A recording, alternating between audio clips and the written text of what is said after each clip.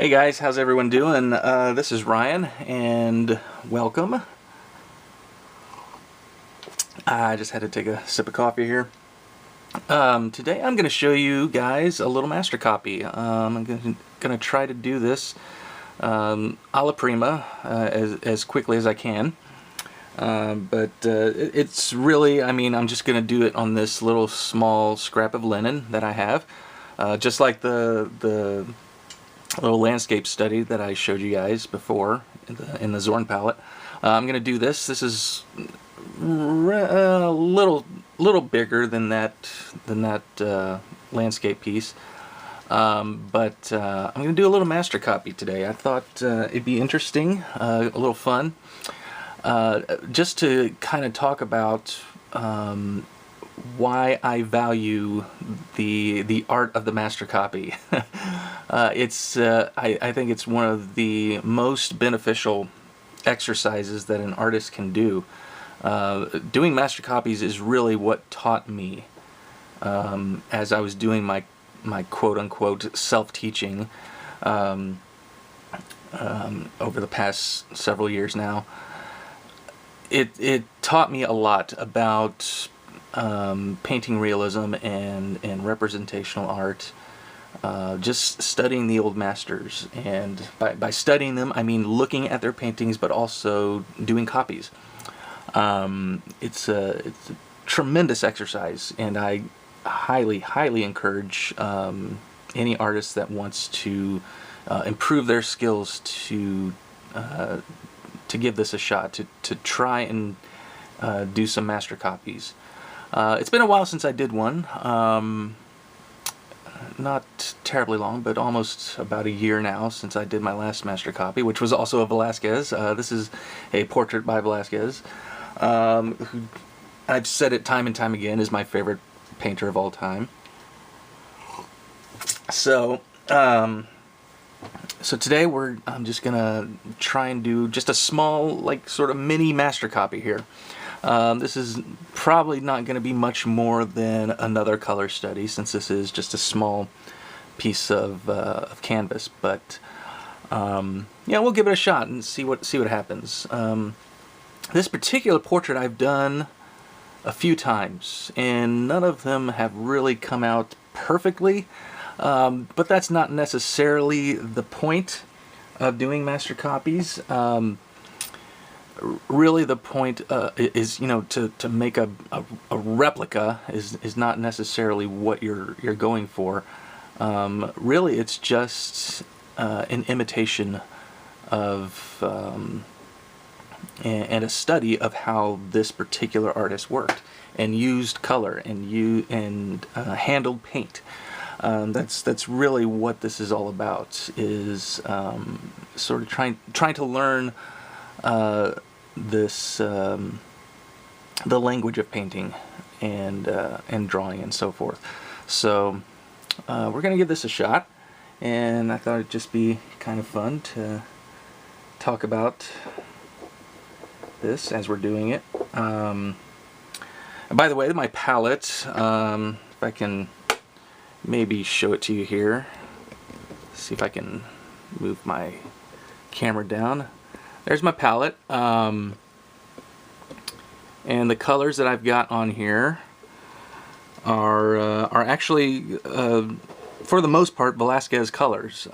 These are colors that Velázquez would have had on his palette, with a few, I suppose, substitutions. I'm not using lead white. This is titanium white. I've got Naples yellow.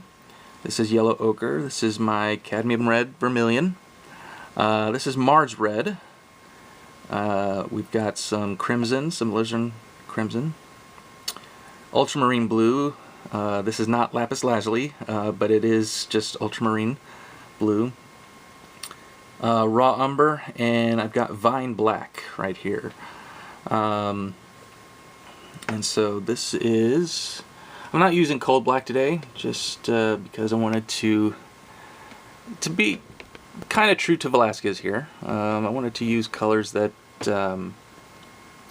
he would have used, or close to that, what he would have used. So Anyway, let's go ahead and get into this. I'm gonna start with just some raw umber. I'm gonna go ahead, since we're doing this a la prima. It's gonna be a little different in terms of the process, but I'm gonna go ahead and just lay out a small bit of tone on the surface here. Get a little more medium. The medium I'm using is about a 1-to-1 ratio of walnut oil with odorless mineral spirits.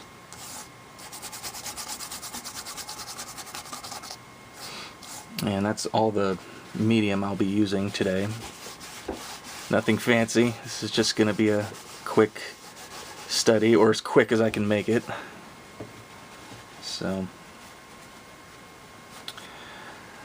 yeah, this portrait has always kind of intrigued me. It was recently, I guess you could say, reattributed to Velázquez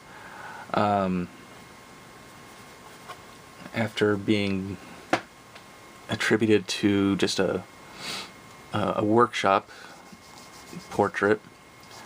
After it went through restoration, it was clear that this was Velázquez. So, but the story behind this portrait is interesting, because it's also been it's been classified as a self-portrait, and it's also, you know, been suggested that it's not a self-portrait, and there's a little bit of a debate about it. As to, I'm just sort of kind of sight-sizing this here, just very roughly. But anyway, it's been suggested that this is not a self-portrait from some, and there are others that say that it is a self-portrait, or maybe it is a self-portrait. I am team self-portrait. I think this is actually a self-portrait by Velázquez. And I have my reasons for that, but I won't necessarily get into them. But I do. I think this is a self-portrait. But I can understand, you know, arguments for the other side. It's I honestly, I don't think it's disputed either way. I think you can make the argument that this is, or that this isn't, his self-portrait, but it's just kind of an interesting, it's just an interesting portrait either way. But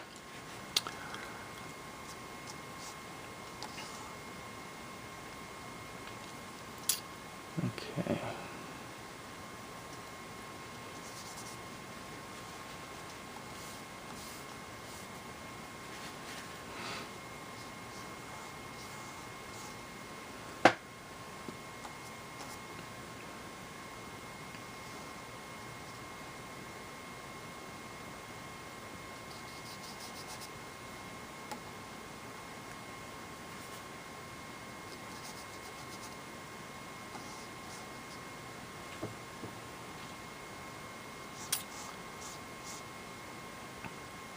So like any portrait that I do, or any painting really that I do, I start off with this little underpainting using just raw umber. This is just raw umber here.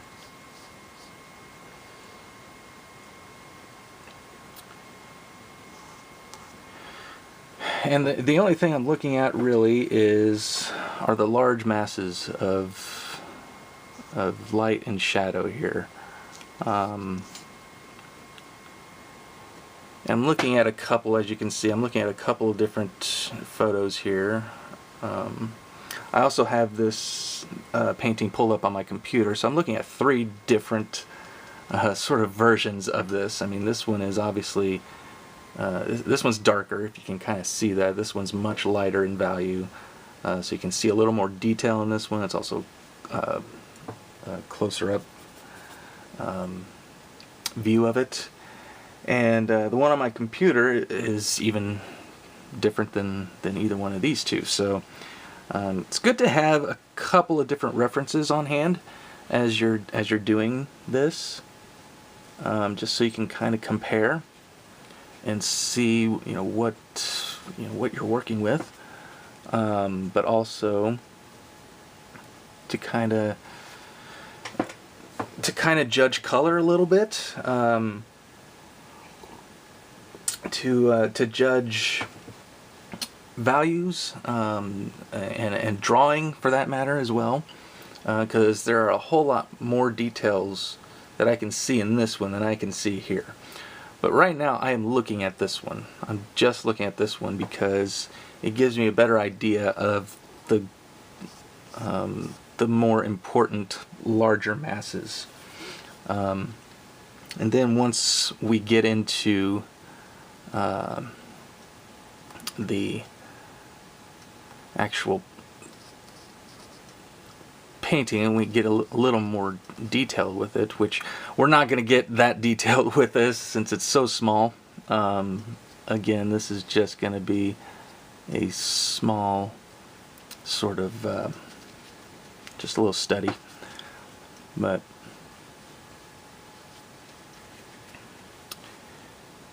as I'm able to, I can look at this one to try and pick out other details that I want to include.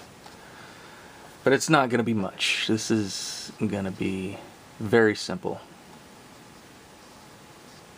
In fact, the eye socket might not get much more detailed than just this shape. I don't know.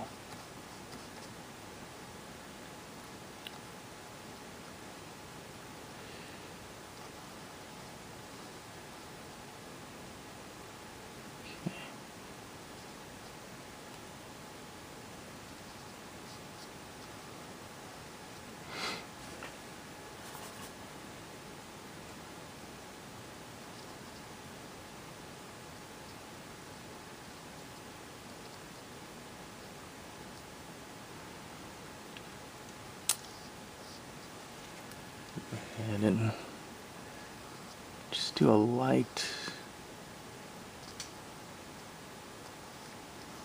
little wash on this side, not getting too dark, but just massing in the big shadow side of his face here.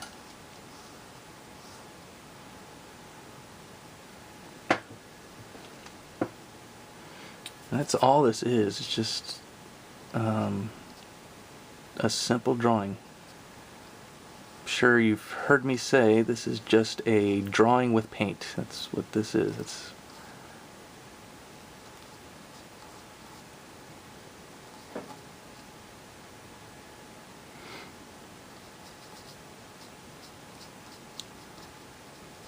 And the nice thing here is, this is kind of a thinned down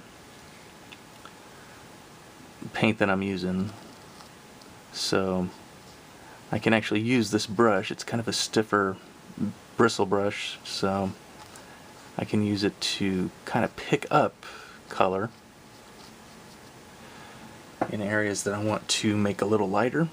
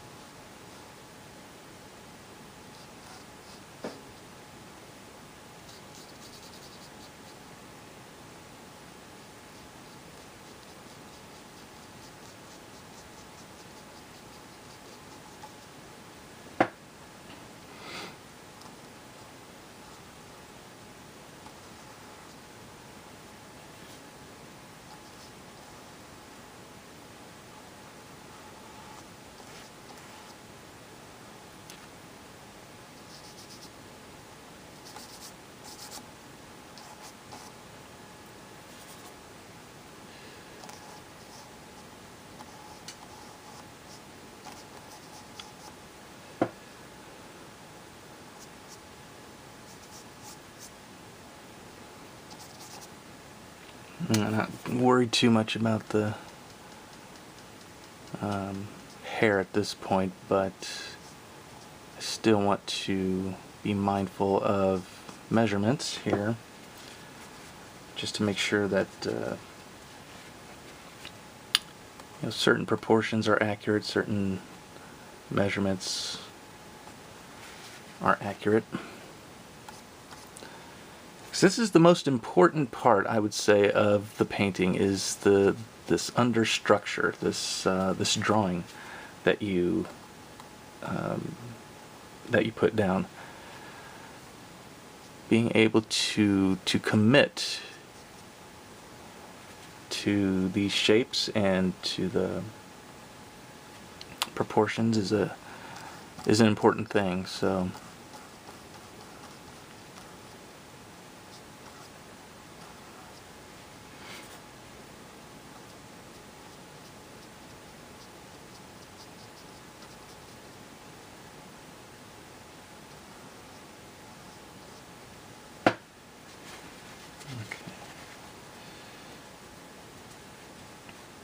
as always, I'm just taking my rag here and kind of subtracting to represent these areas of highlight.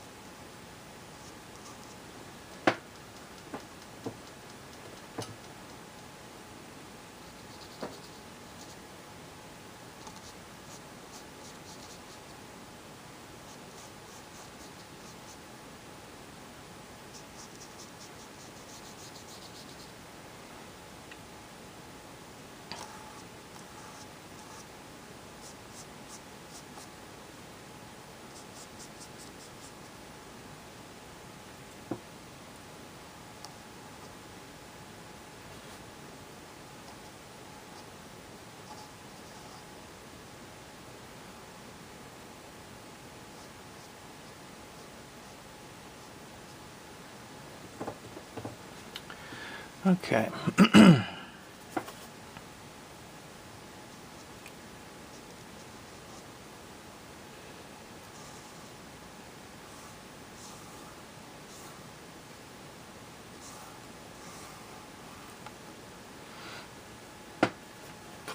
And honestly, this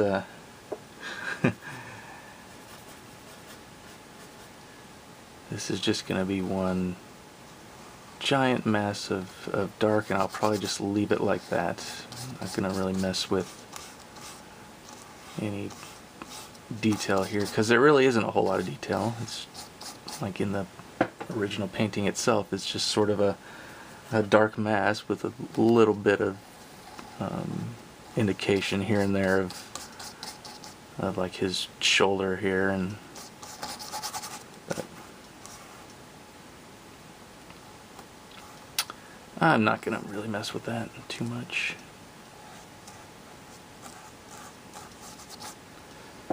Just kind of leave it like that. Okay, so that's a fairly decent start. Yeah,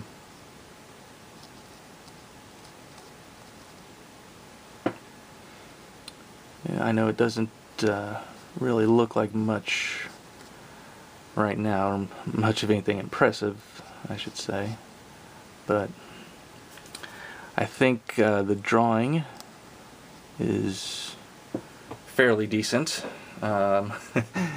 As decent as I can make it with this small piece of canvas, but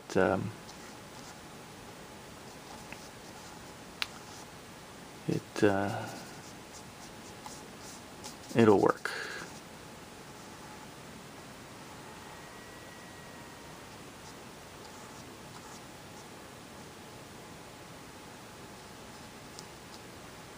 Okay. So what I'm going to do now is switch brushes. Just stick this one back here. I'm going to pause for a moment for some coffee. Okay, so here is our here's our little underpainting. Let's see, I need to figure out which brushes I want to use.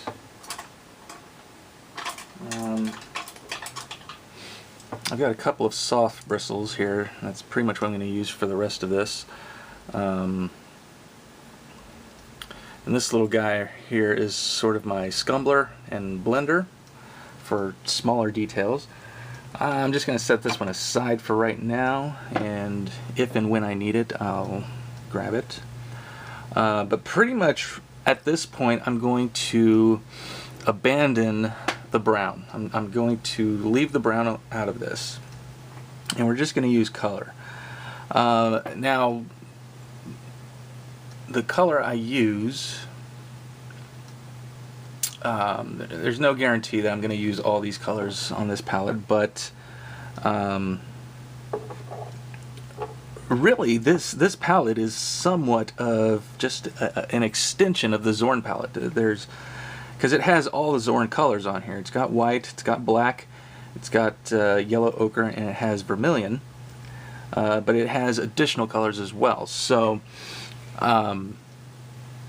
so it has, I've got a Naples yellow on here, which is sort of a lighter and even a little bit slightly more chromatic version of yellow ochre. At least that is the Naples yellow that I'm using here. It's a Williamsburg. I've got Mars red, which is similar, very similar to, say, Indian red, or just a kind of a red oxide, sort of earthy type of red. Crimson, that's pretty much self-explanatory. I mean, crimson is crimson. This is alizarin crimson, permanent. So it's kind of a cool red, transparent red, and ultramarine blue as well. So it's Zorn palette with some blue and a few other reds and yellows. So anyway, let's go ahead. I'm just going to create a very generic base flesh tone using, I'm going to use Mars red. Now Mars red, oh goodness, Mars red is sorry, I just realized as I was saying it and as I was putting it down here on the palette, Mars red is a very strong red, at least this Mars red is, and so it doesn't take a whole lot, and I just kind of put a whole lot down, but that's okay. And we'll use a little yellow ochre and maybe even a tiny bit of crimson. So I got Mars red, some ochre, and a tiny touch of crimson here. And we'll get some white to kind of create a... Sorry I'm not showing you my palette, but I don't want to keep moving this camera around. But all this is just some Mars red, some yellow ochre, tiny bit of crimson, and white. I'm just creating a very generic tone. That's awfully red. Let's lighten that up just a tad with some more white. And I'm actually going to go into Naples yellow a little bit.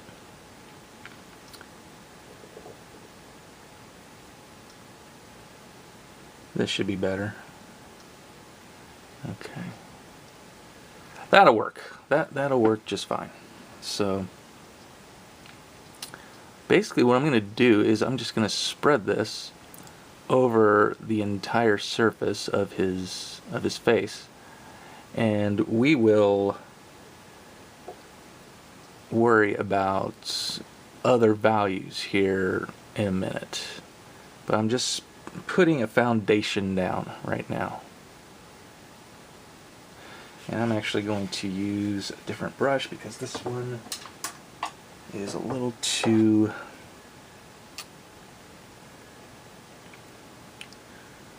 splayed. It's got some wild hairs on it, so we'll use a different brush, one that's a little better.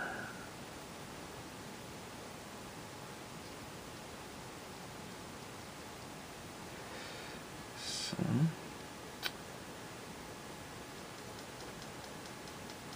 mix up a little more color here. So this is a really opaque color that I'm putting down here, so it's good to have.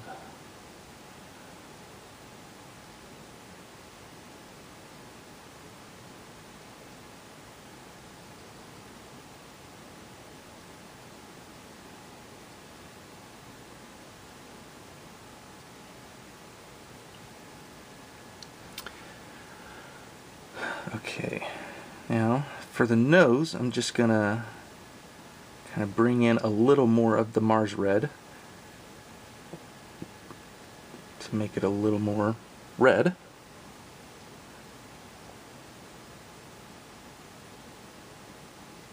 Because the red of his nose is really pronounced, so I want to make sure I have that as part of this foundation. Because this is going to be a pretty quick study, at least I hope it is. With me, you never know. Sometimes I can go on and on.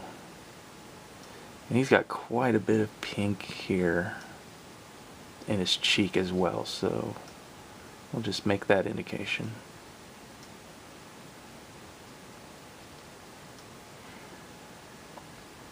Okay, and now for this lower part here on his jawline, it's we're going to go into a little blue actually, and some of the vine black. And I'm going to go into a little bit of the flesh color that I mixed here with that and just sort of gray it down quite a bit, but still kind of making it well, it's kind of gray. it's gray, but it's got the flesh color in there, so there's a hint of fleshiness to it, but you know, he's got a little 5 o'clock shadow here that we need to represent, so it gets a little gray as we move along his jawline here.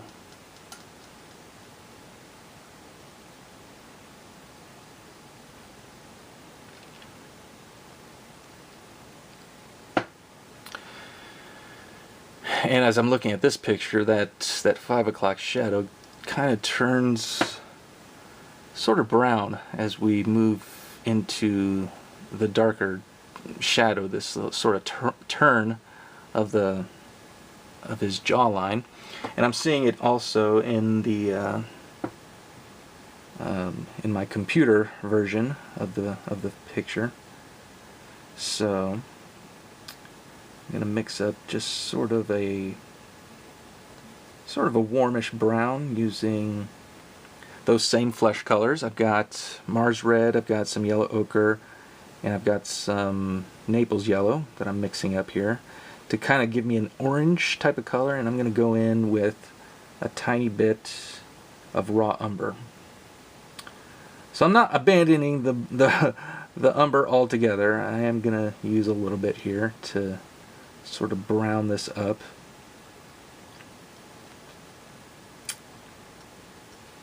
And we'll go into a little black to do a couple things, to neutralize it a little bit, but also to take the value down a bit so that it's darker.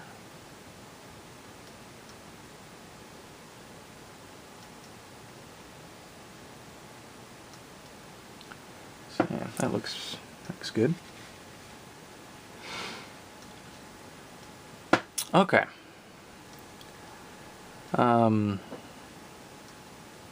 Let's see. Can go ahead.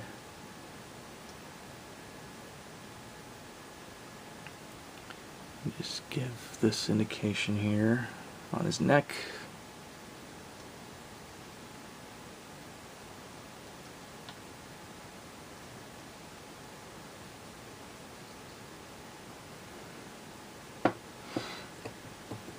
Alright. Let's see. Yeah. These brushes aren't my favorite. At least when it comes to painting brand new detail, or like really tight details. So,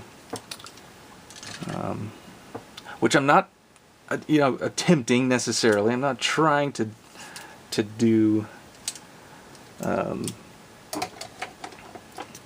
the really tight details, but I kind of want to get a few of them. Or at least I want to get.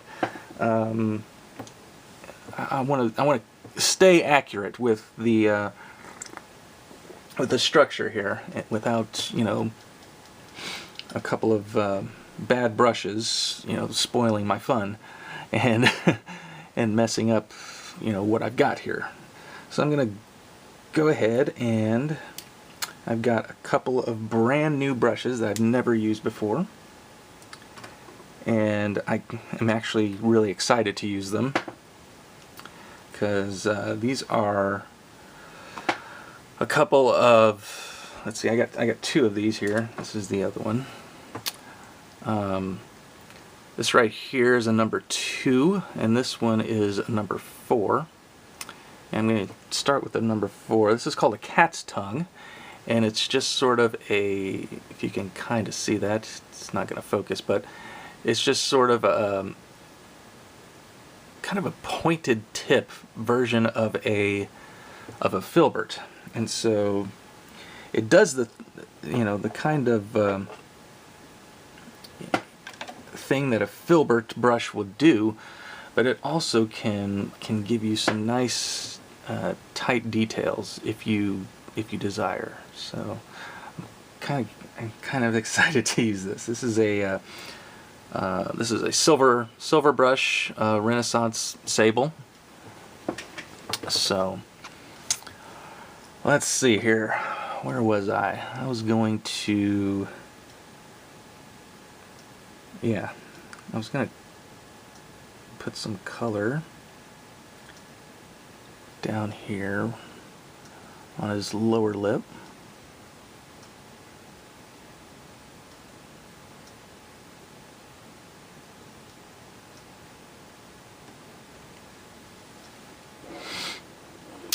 Okay.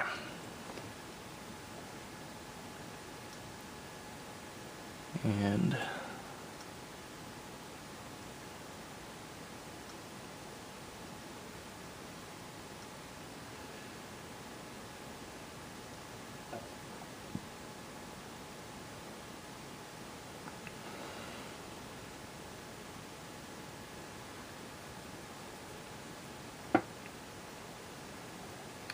course, this looks very gnarly right now. I know it doesn't look very impressive, but you know, we're still plugging away here. This is just the beginning. We're nowhere near.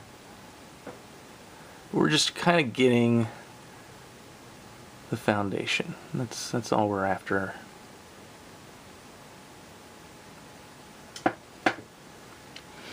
Okay, I think that will work. Let me rinse this brush off.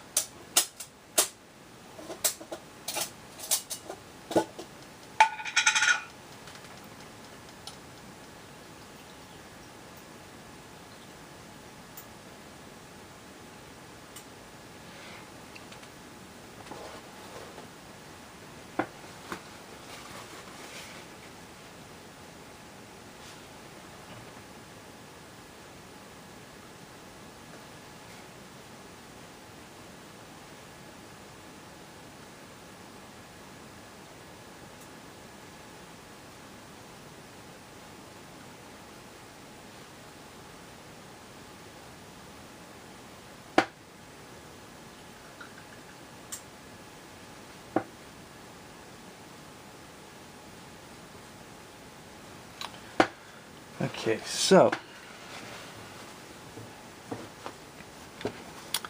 the next thing I'm going to do is just set that brush aside and go ahead and grab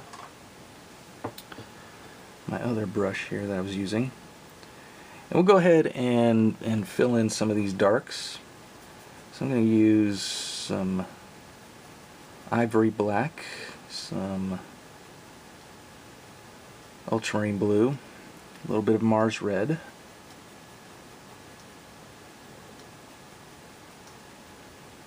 and a tiny bit of yellow ochre, just to kind of neutralize that down, because with black, blue, and red you're going to have a purple, and I don't want purple. I don't want straight black either, so that's why I'm mixing other colors in with it.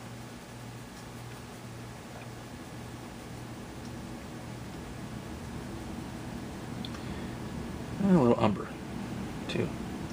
Okay, so I lied. We're not abandoning the raw umber altogether, but we're not using brown. What I meant to say is we're not using brown.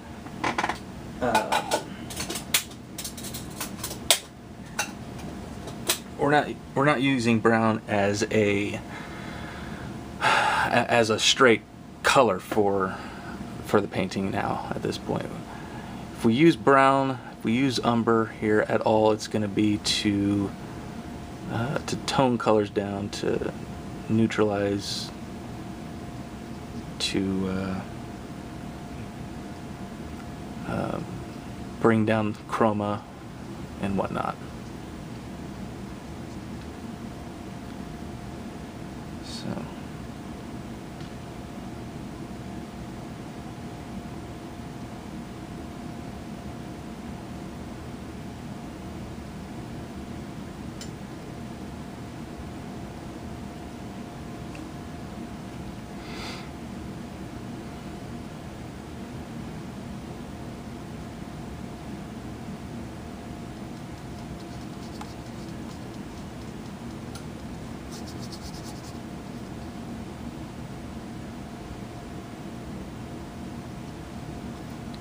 just throw in tiny indication of some of those shoulder details here.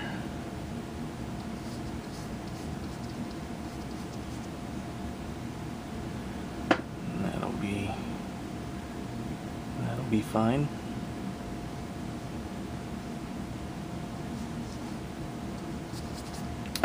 Yeah, whatever.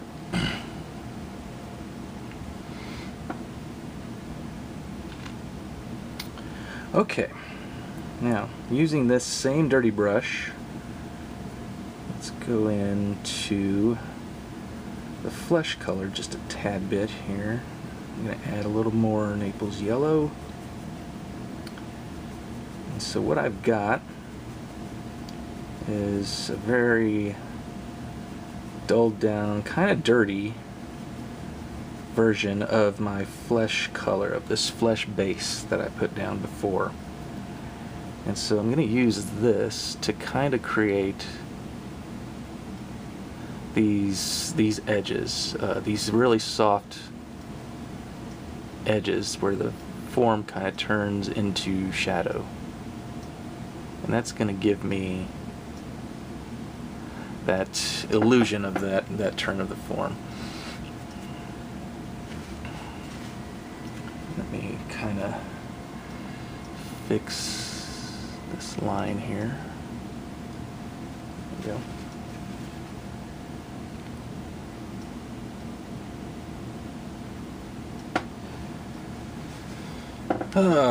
Actually, let me go ahead and go back into my new exciting brush for this part.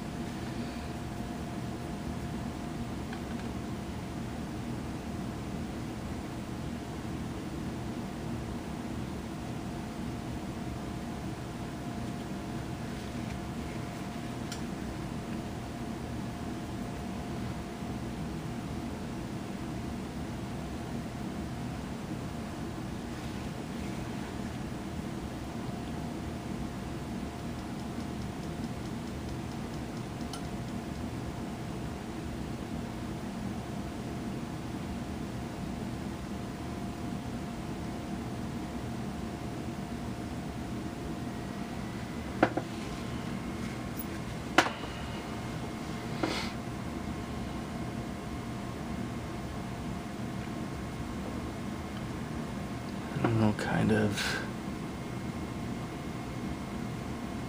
again, now we're just sort of kind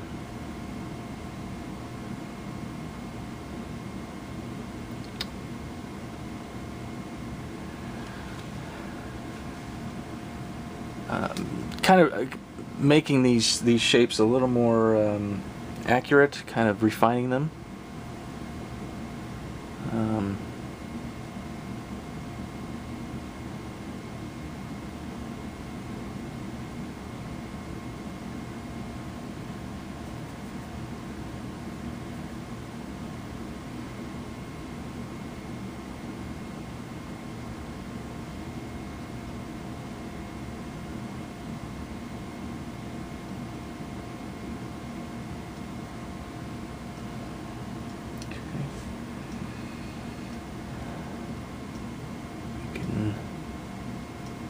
Great thing about this brush is I can do teeny tiny details that don't even need to be in there for this study, but I'm just gonna give a little hint of his eye, because you can see it. It's a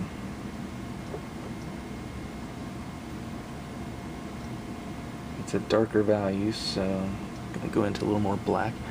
Let's really get in here, and I'm kind of indulging here. I don't. This is absolutely not what I need to be focusing on right now, but you know.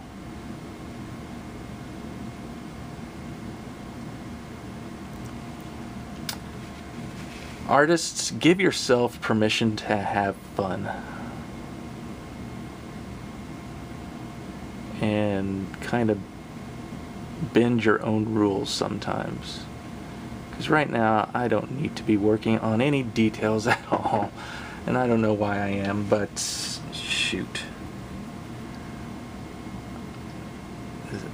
this is supposed to be fun, this is supposed to be enjoyable, so enjoy it. Nothing wrong with that. Okay. Enough fun. let's focus here. Refocus. Let's go back into my flesh color. I'm gonna need to remix it because right now it's really dirty from other colors that I've got down here.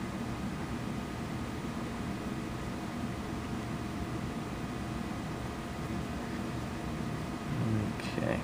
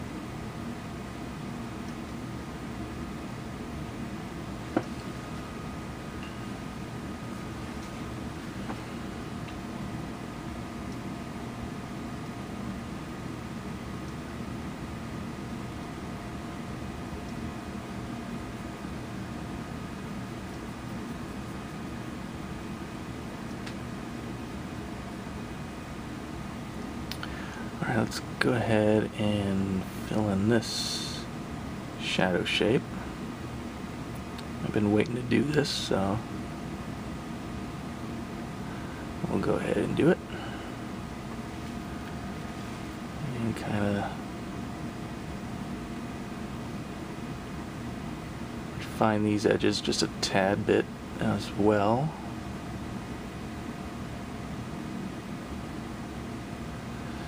Again, this still looks like a huge mess right now, but the hope is that we will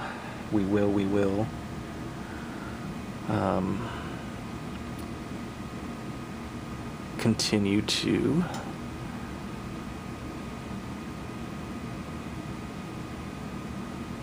make this right. So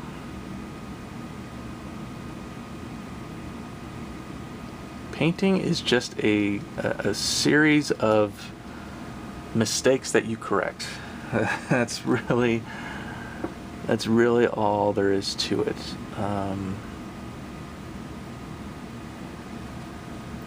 It's kind of a problem-solving game that you're playing.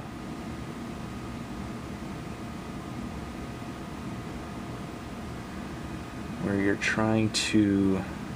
The object of the game is to make correct what is not correct.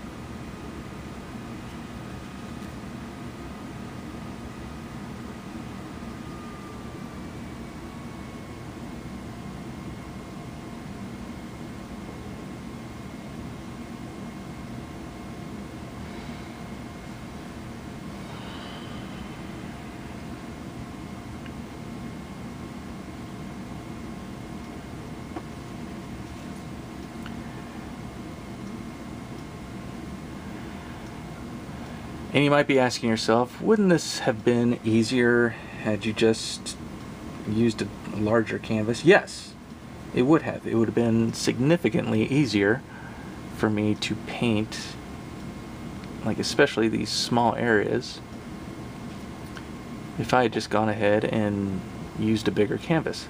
However,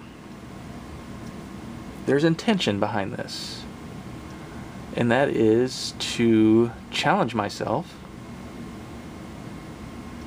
to do something harder than what I've already done. And so if I just keep doing what I already know, if I keep doing what I already know and what I've already done before, there's no growth in that. But if I challenge myself to do something a little harder,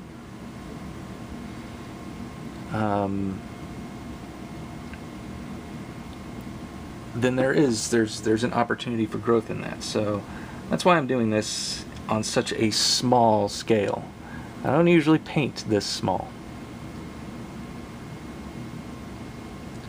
But I thought, there's got to be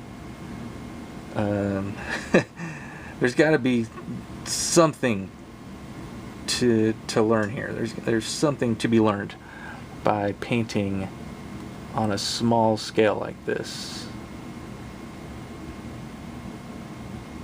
Because I honestly thought this was going to just be a really quick thing. But the more I'm working on this, the more I'm realizing, no, there's more I want to do to this than I thought. And so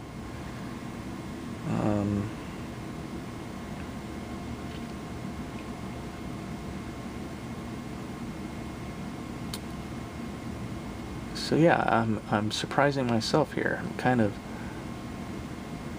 going against what even I thought I was going to be doing here.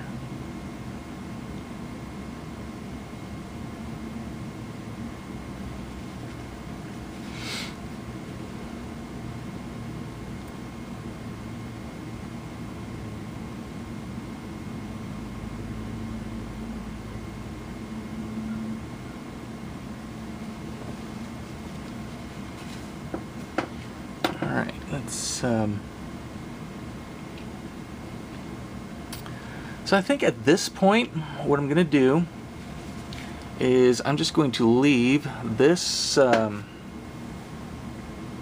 this picture behind. I'm going to focus more on this one now. Because what I want, the thing I wanted to do with this smaller picture right here is get an idea of the simpler masses of the light and shadow shapes. But now I'm kind of transitioning into a point where I'm focusing more on little details, and so this is what I want to use now for that. Because I'm ready to kind of start moving into that stage.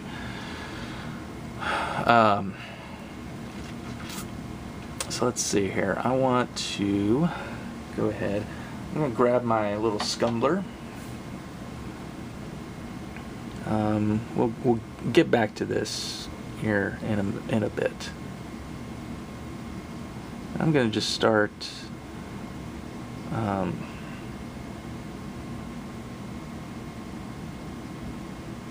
softening a few edges.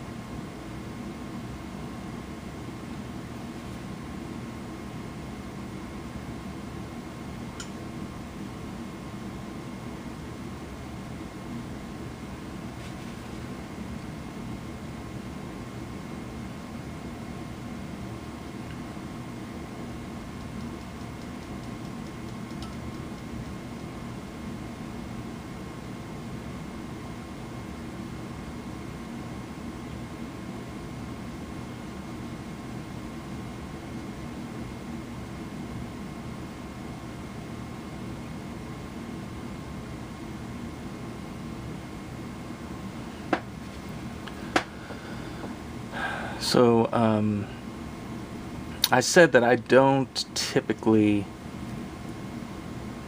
paint this small, and that's true. I also don't typically paint alla prima. And so, I mean, except for when I'm doing little color studies like this, I don't really paint alla prima. And so that is sort of, you know, in addition to painting small, that's sort of another challenge that I'm working with.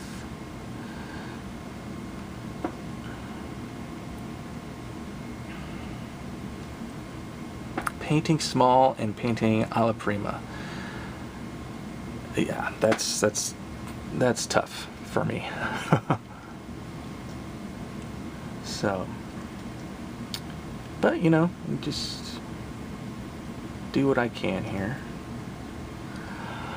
Okay, just trying to decide what I want to get into next. I don't really want to start another color layer here. I really just kind of want to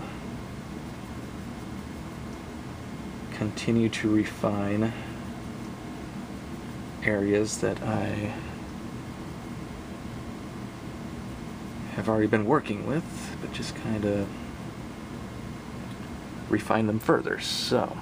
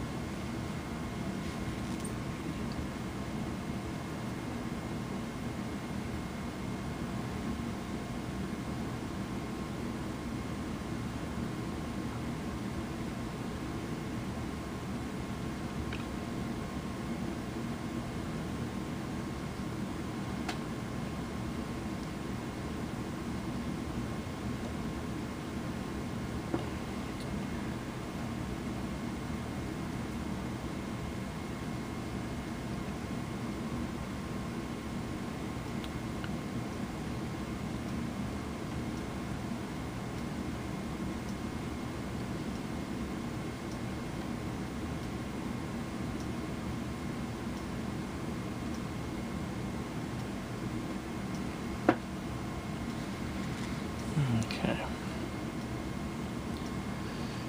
I think we are on the right track now. This is hard. Goodness. I mean, I already knew that doing a small painting was going to be tough, and doing a master copy is tough as well. But doing a small master copy, that is a fun challenge, let me tell you. And, you know, one of the things I wanted to kind of talk about is just, again, the value of doing a master copy. This was, doing master copies was sort of the first thing that I did.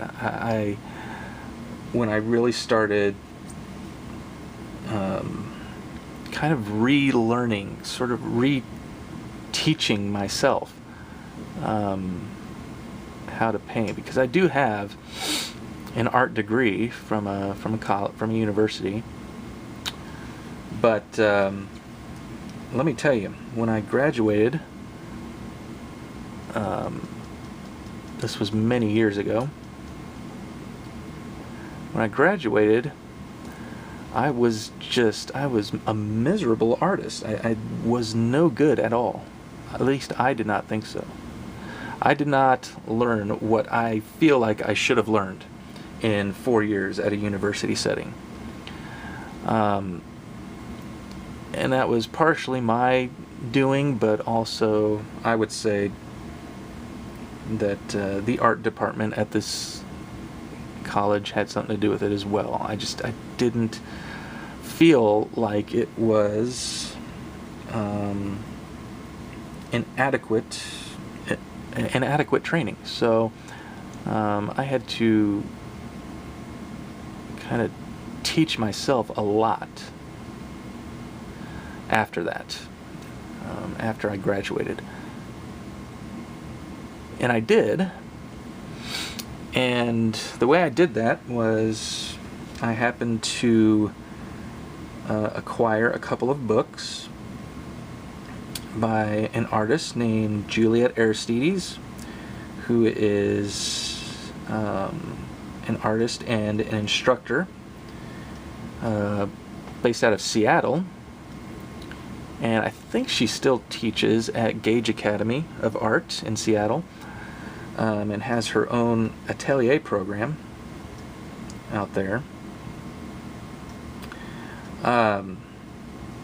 Anyway, she published a couple of books some years ago, around 2008, 2010 or so.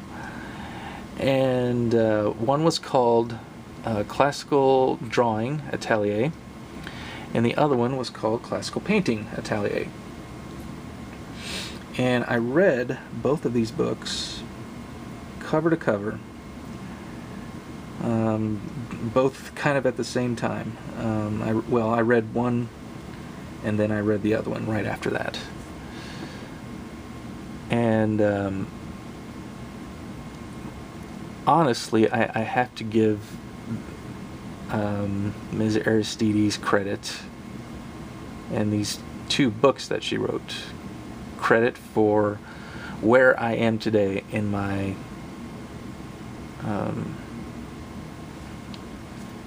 with my art, with my painting, because they taught me a lot, and they were sort of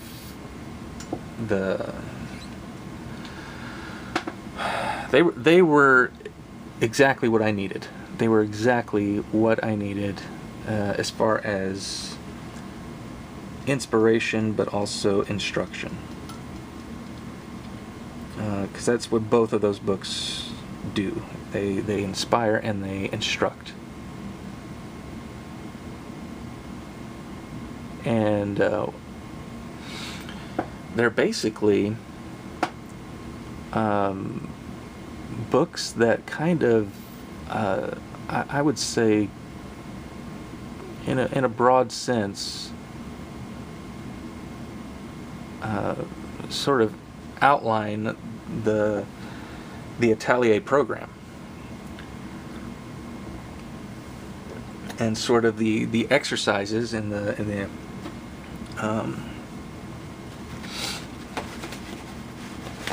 practices that come out of an atelier program.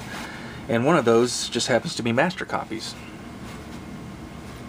And so after I read that book, I was just so inspired, and I was motivated. I really wanted to do this, because one of the things about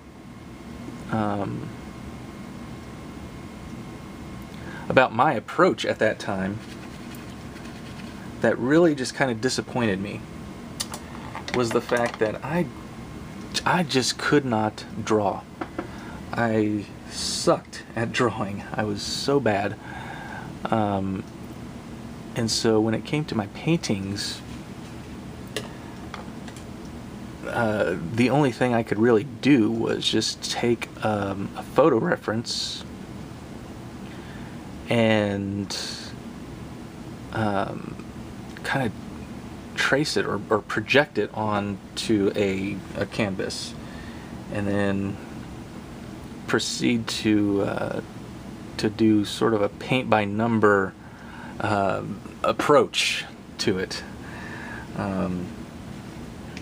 by just tracing and copying contours of a like a portrait, say, and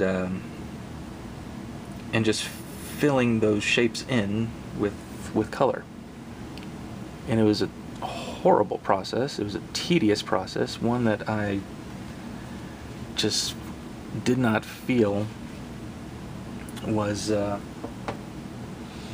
good enough, and it was time consuming. It was time consuming, and it was not fun. And it really it really was not beneficial for me as an artist. There was no growth happening. There was no growth. There was no learning. There was no improvement of skill. And I got tired of that. And I know Velázquez, being my favorite painter of all time, one of the things I knew about him was that he did his paintings a la prima, like for the most part. And he never started out his paintings with a preliminary drawing. So basically, he, did what I'm doing now. He drew with paint. He would draw with paint. He would his paintings didn't start out with a drawing using charcoal or anything like that. He just painted. And he was skilled enough that he knew how to paint, but how to draw while he was painting. And that's what I wanted. That is exactly what I wanted. I wanted to be able to do a painting without drawing first, without doing any kind of preliminary drawing. Not to say that that's a bad thing. I mean, there are a lot of artists I know out there that will take like a charcoal and do a preliminary drawing on the canvas before they actually go into the painting. But I wanted to learn how to draw with paint, and so that was my goal at that point. Was to learn how to draw and how to draw while painting. So the first thing I did after I read those books was I did some master copies. First one I did was just a drawing version of Michelangelo's Sistine Chapel. The two hands, the hands of Adam and Eve, they're coming together, the E.T.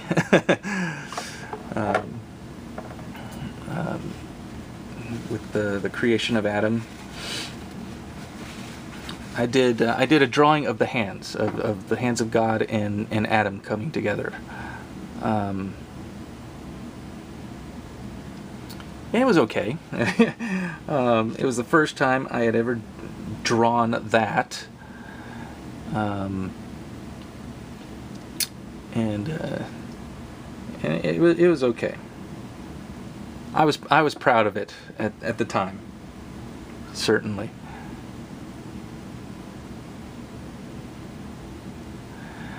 But after that, I think, trying to think what else I did.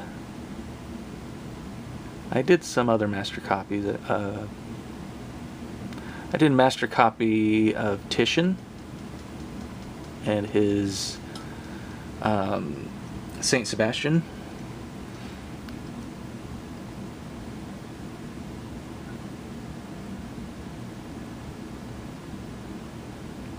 I did. I started getting really into the old masters at that point. I'm like really into them. I was already, but I was starting to learn more old masters. I mean, at that point, I knew, the ones that we all know, like Michelangelo, Da Vinci, Raphael, the Ninja Turtles, basically. But I didn't hardly know any others beyond that. So I started, kind of getting into like Giorgio Vasari and his Lives of the Artists, and started learning about some of the other Renaissance masters like Pontormo. And I remember I did a painting master copy of Pontormo at one point. And just a whole bunch of others, and it helped. Let me tell you, doing master copies truly helped my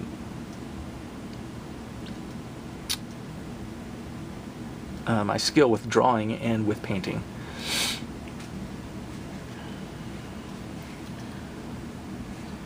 So one of the first things, anytime somebody asks me, what can I do to really improve with my painting and with drawing and that sort of thing, I would say do master copies. Like copy masters. Find some paintings by Rembrandt or Velázquez or Titian or whoever, and try and do some copies. The first painting copy that I ever did was a Da Vinci copy. It was just a painting of a woman. And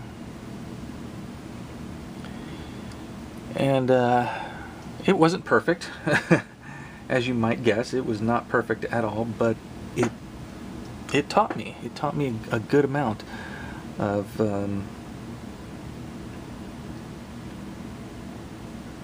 how to compose a painting, basically. And that was the first time I ever did a painting where I toned the canvas like this, and did a drawing with paint. I did the drawing with paint, and then did the addition of color.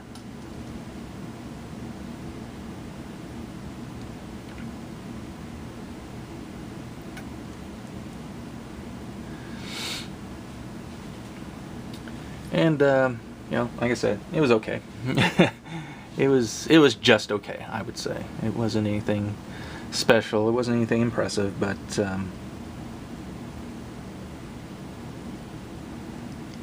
actually, I don't know what happened to that. I may have sold it, but I don't have it anymore. I know I did not paint over it.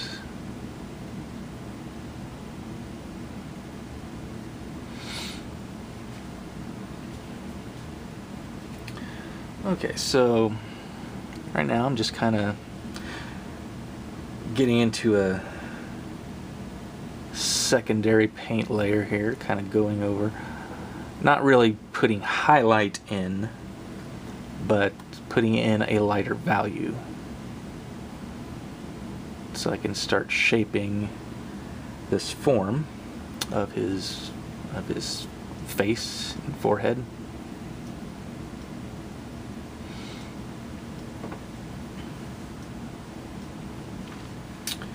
I think what I will do, actually,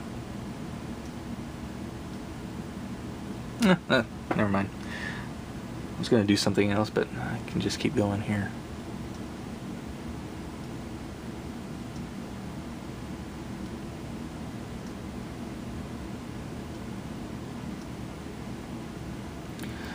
But so anyway, yeah, that's just kind of a long story about my progression as an artist and as a painter, and how it all started out with master copies, and studying the old masters. I would also go to the museum here in KC. It's the Nelson Atkins Museum. And I would go there pretty frequently. Like, there was a time where I was going there about once a week. Going down there about once a week. And just studying those paintings, studying the old paintings. And just being inspired by them. And trying to just kind of pick these artists' brains. You know, we've got a decent collection at the Nelson. The one thing about the one thing about the Nelson that I would say that is, I don't know if it's a good thing or a sad thing. But we have a lot of great works by a lot of great artists. We have a Rembrandt, we have a Titian, we have Rubens, Caravaggio. It's probably one of the most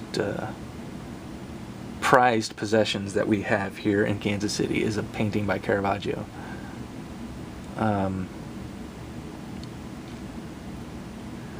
But the one, and it's great, but the one thing I would say is that I wish we had more of these. We have a lot of great masters, but we have maybe one or two paintings by each of those masters. So we have, so when I say we have a Titian, I mean we have a Titian. And we have a Caravaggio and a Rembrandt. We don't have, for a lot of these artists, we don't have more than maybe one or two paintings by them. Whereas, you know, if you go to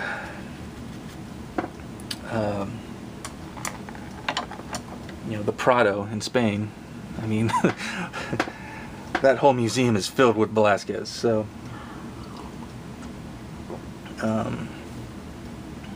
it would be a wonderful dream come true if I could visit Madrid one of these days and see Velázquez in person.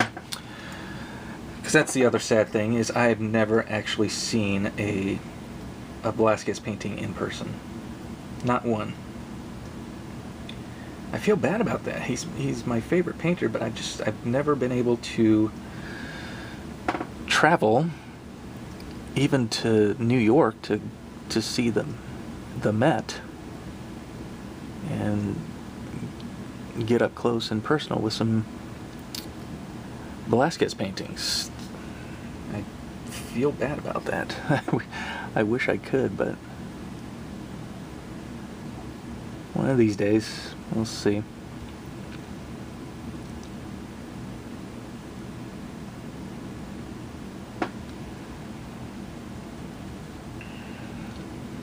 But in the meantime, I've got the Nelson. I've got, you know, I have what I have, and it's nice to be able to go down there and see a Rembrandt and see a Titian, and of course the Caravaggio.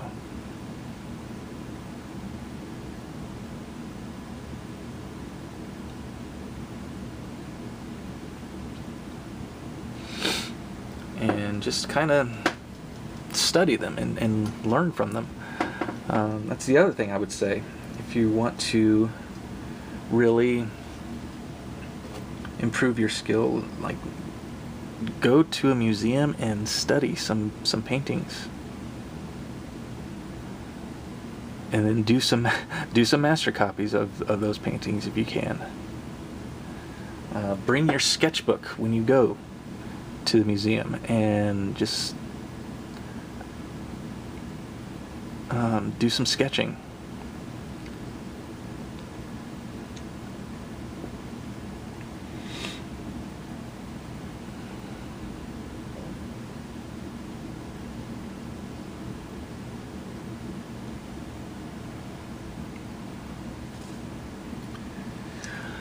Okay, let's see. I want to kind of working on his mouth here. The mouth is kind of, you know,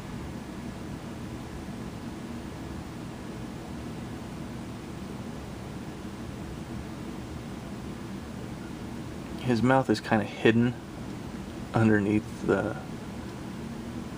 his mustache, so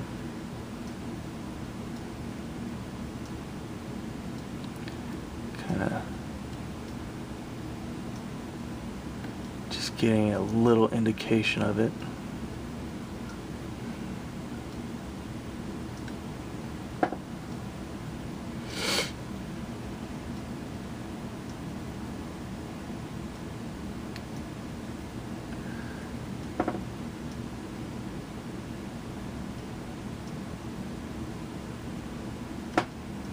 Okay.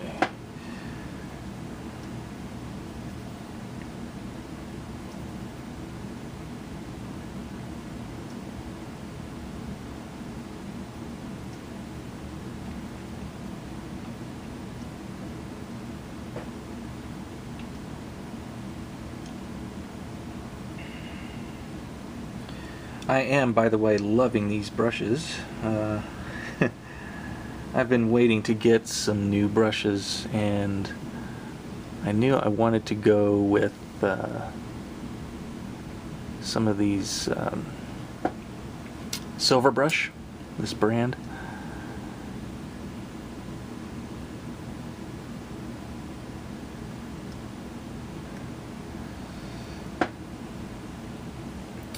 Because I know there are some artists that use Silver Brush, but the majority of artists that I know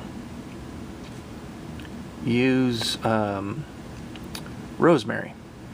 It's a brush company, sort of well, independent company based in England.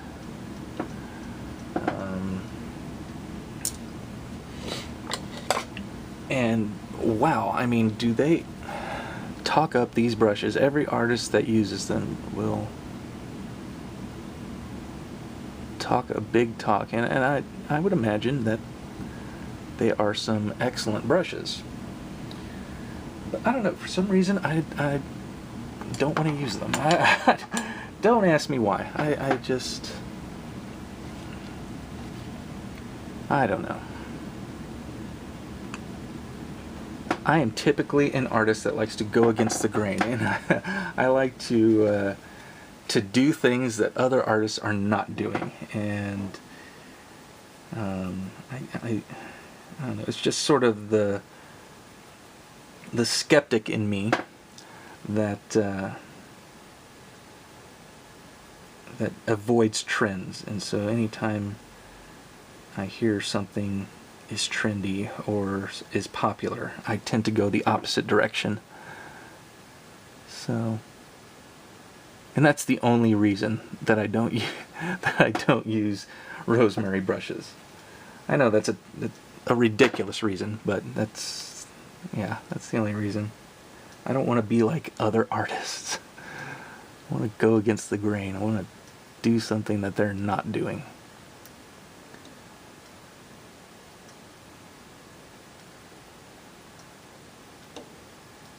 So I want to use Silver Brush. Not that this is an endorsement of any material or any art supply company or anything, because honestly this is the first time I've used these brushes, so I don't exactly have an opinion yet of them, except that they're working nicely right now.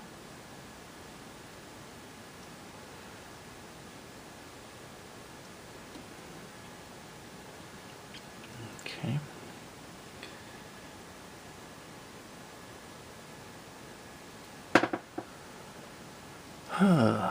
Let's see. Get a little touch of highlight here on his chin.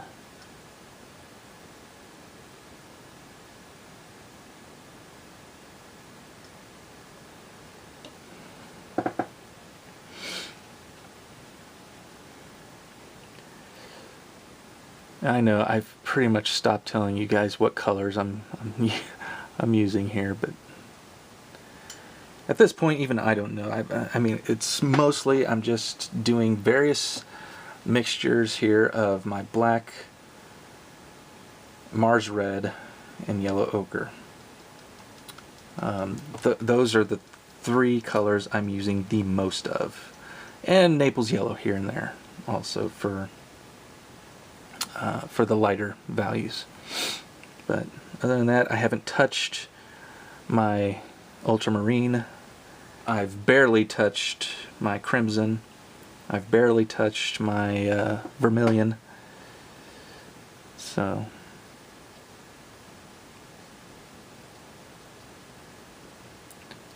even though it's a little bit more of a full palette, I'm still using kind of a limited palette in terms of the colors that I have.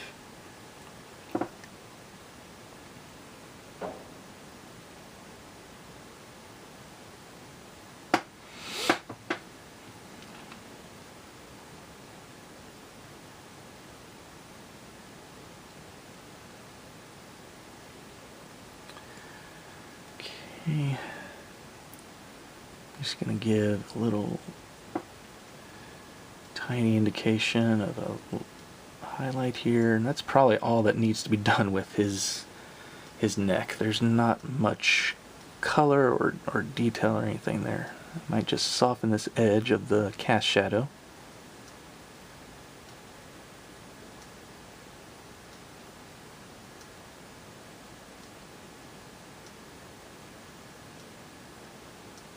And that's pretty much it right there.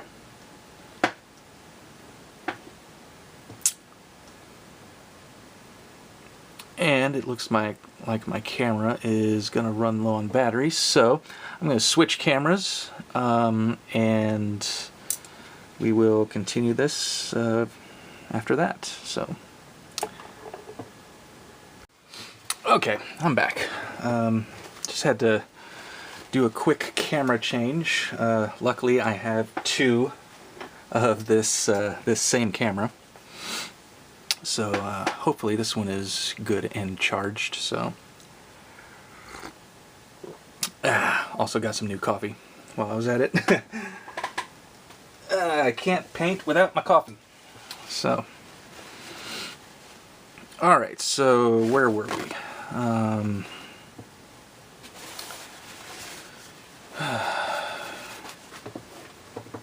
Let's see, I was just working on the jawline and this chin and this lower lip a little bit. Again, the colors I'm using are, for the most part, I've been using black, Mars red, and yellow ochre.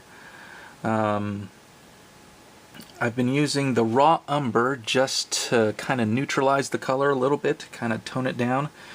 Or, you know, kind of gray some areas. I haven't hardly used any ultramarine except for when I was painting this little kind of 5 o'clock shadow area. I haven't hardly used crimson, except when I was going in with these kind of redder areas of the nose and the cheek. Vermilion I've hardly touched. I've put a little bit here and there in some of the flesh colors. And Naples yellow I've used a little bit for these highlight, or not highlight, but lighter areas, lighter values. But that's mostly it. I mean, mostly what you're seeing here is black, Mars red, and yellow ochre, as far as the color in the flesh. So, let's see here. Kinda want to, speaking of the vermilion, let's kind of get a nice light pink color using vermilion and a little bit of, let's see,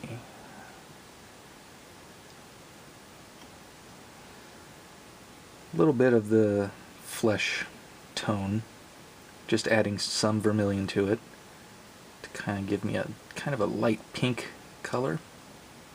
I want to use that to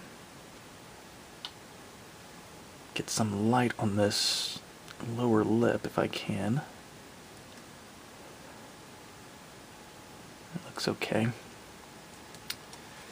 Now, go into, that's what I was trying to do. There's this kind of light area along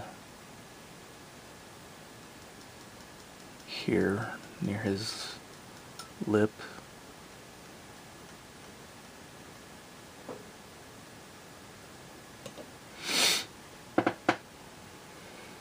Okay. Something like that.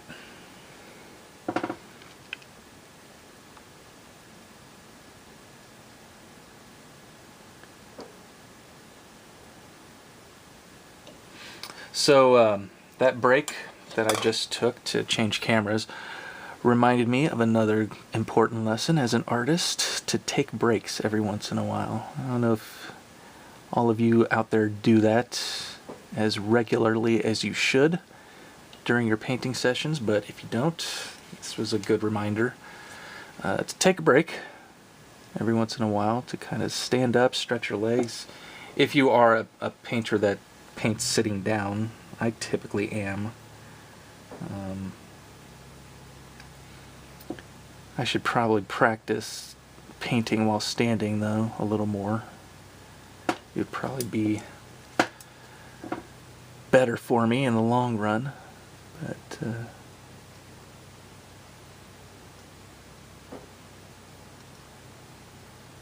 I typically paint while I'm sitting, or sit while I'm painting, I guess.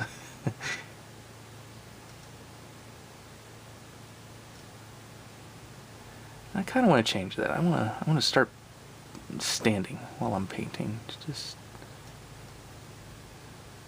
there's certainly a health benefit there to that.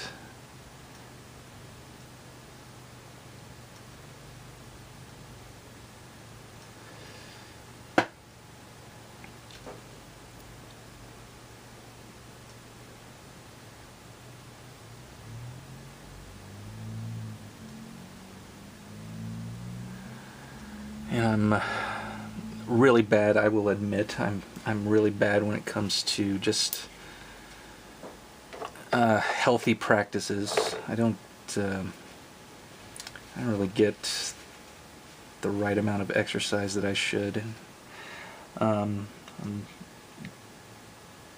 gonna be changing that here pretty soon, because I recently had a birthday, and my main birthday present that I got was a new pochade easel, or pochade box rather, so that I can actually go plein air painting, and I'm excited for that, because plein air painting is not something that I do enough of, that I really kind of wish I would. But I haven't. I'm not good at it. And the reason, probably the only reason I'm not good at it, is because I don't ever do it. So I was like, you know, I want to do some plein air painting. I want to do more of it. Something I've been wanting to do more of. And this easel right here that I'm painting on right now is actually a French easel, so it is portable. This is not my regular studio easel. That one is right behind me. But this one, this French easel that I'm painting on right now, is what I have used for plein air painting previously.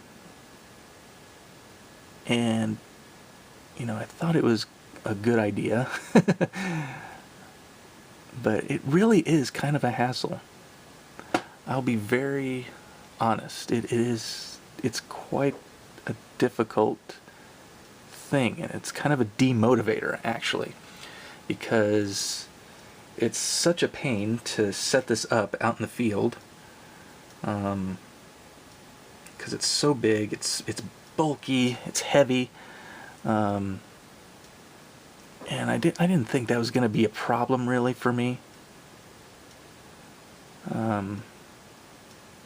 I just thought this was going to be good. This was going to be a good easel for plein air painting, because I mean, in spite of it being so big and heavy and bulky, it's portable, so you can carry it around. But depending on where you do your plein air painting, it can be kind of a hassle at the same time. So I wanted something smaller, a little more compact, something that I actually could carry out into the field, even in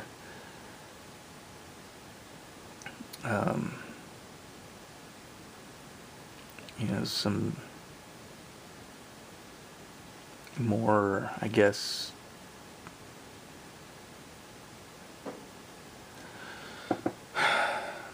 difficult areas, like areas where it would be difficult to carry this sucker out into.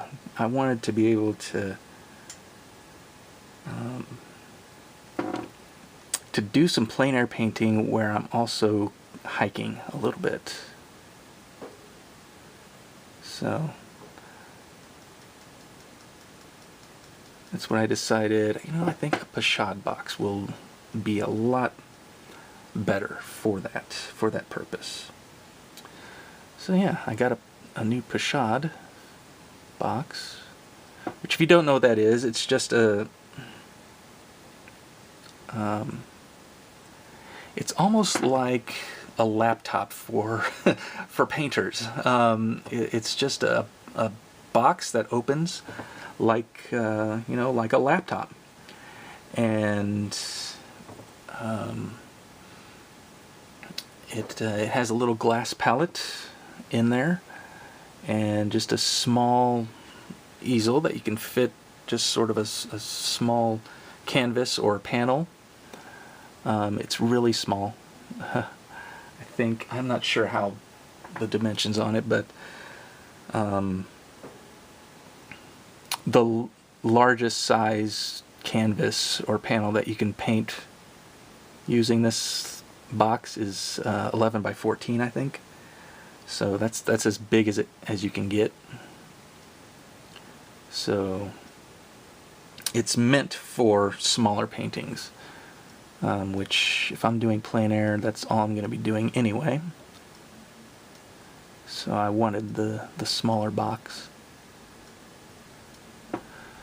But yeah, I'm excited to use it. I haven't used it yet. I'm planning on using it here pretty soon, though. I'm thinking of possibly kind of reconfiguring my schedule so that perhaps one day out of the week I will go plein air painting. And right now my thinking is Fridays. I might designate my Fridays as plein air days. So I might go out and spend a Friday out in the field doing some hiking and some plein air painting. We'll see. I haven't set that in stone just yet, but I certainly think that's a pretty good idea.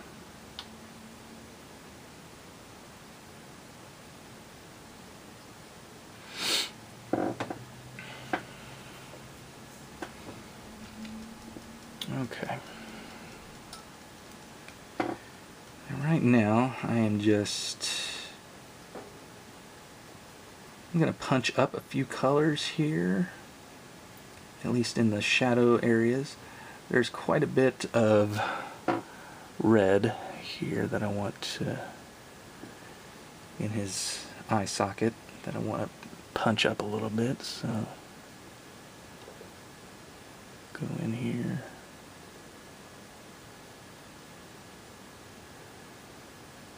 Yeah, I'm loving these brushes.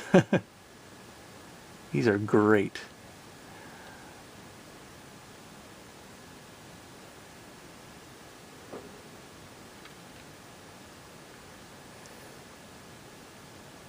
I don't usually have brushes this small. I don't really work with brushes this small, but my goodness, they are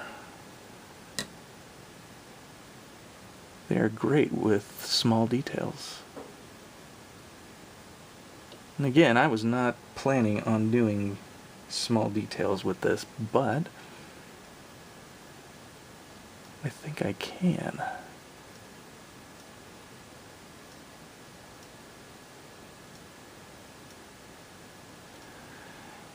And that'll probably make this a bit more of an impressive effort.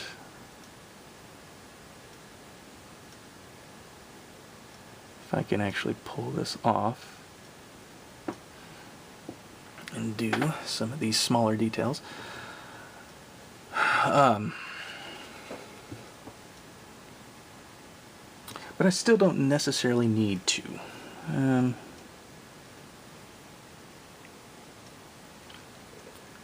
But the more I'm doing them, the more I want to keep doing them. So.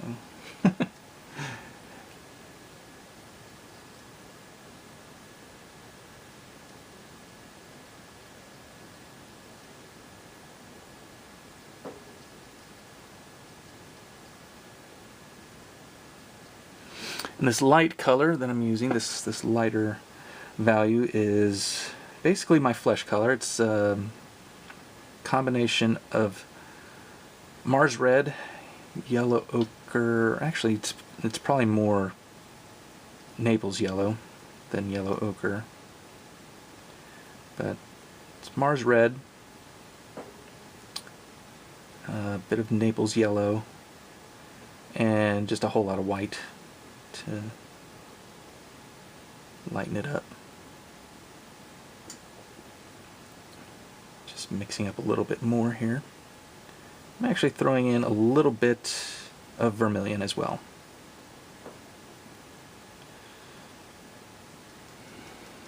So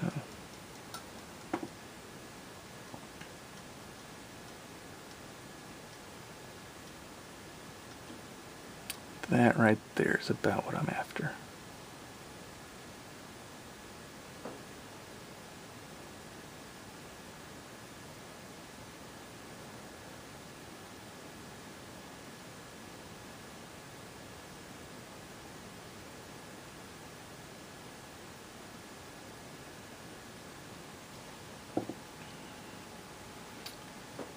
Okay, I'm gonna set my little blending brush scumbler aside for a second.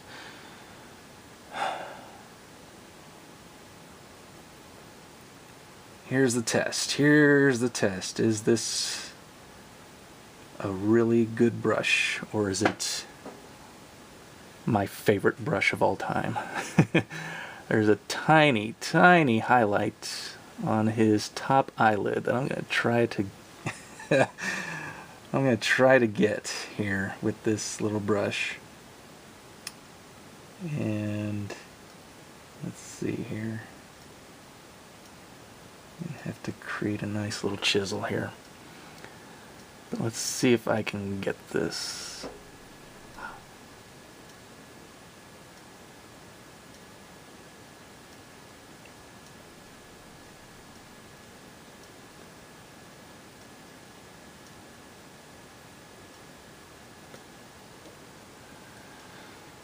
Oh my goodness. Not too bad. Not too bad.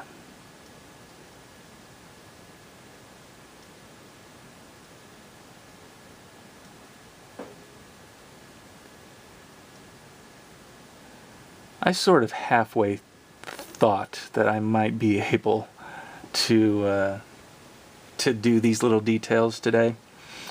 I wasn't counting on it though. I was not counting on it. I was not saying to myself, yeah, we're definitely going to do it. We're definitely going to get these details in. My thought was, this is just going to be a quick little color study. It's not going to be anything over the top or detailed, because how can you get detailed with such a small painting? But the more I've been working on this, the more I kind of want to stretch the limits here and see just how detailed I can go.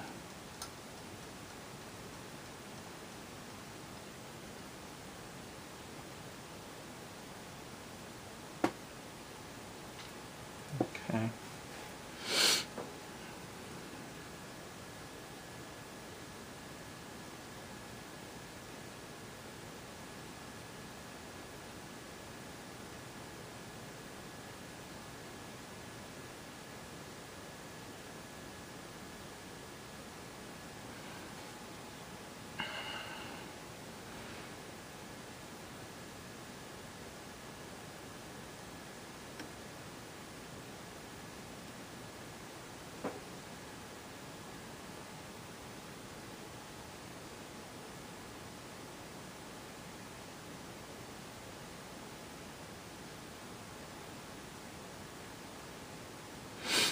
By the way, I don't recommend this. It's not necessary. It's not necessary. But right now, this is just me in my prideful nature, I guess, wanting to do more than is necessary. Trying to be the perfectionist that I am.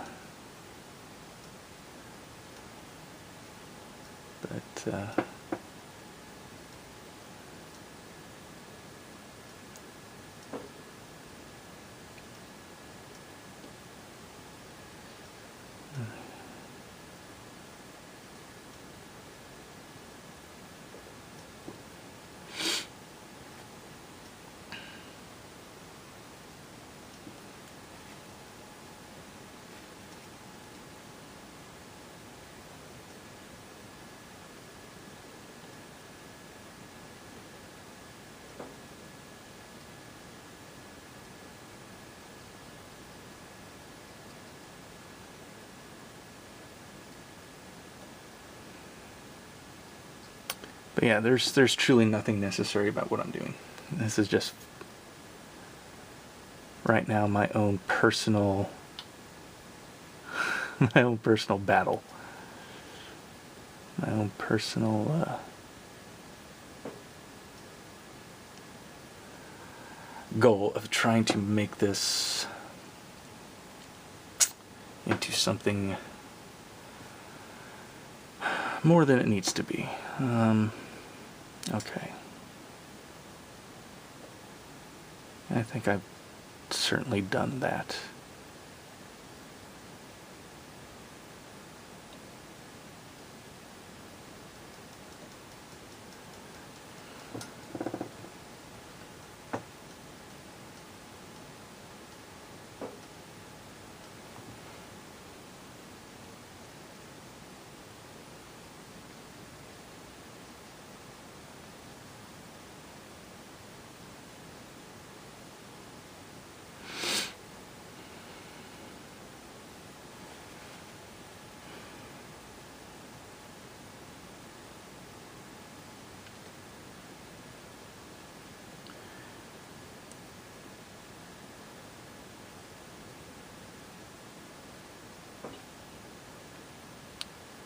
So this shadow color that I'm using right now, this is just basically Mars Red and black together.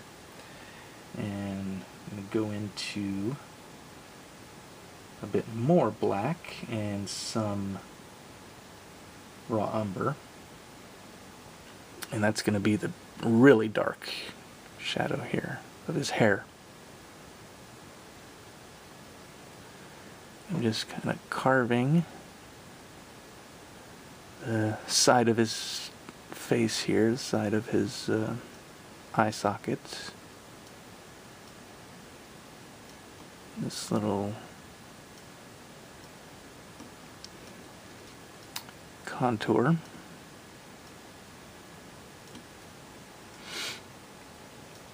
Okay. Wipe that off and go back into the lighter value. The same colors, just a lighter version of it. It's got some Naples yellow here. I'm going to add a little bit more of the Mars red. And just kind of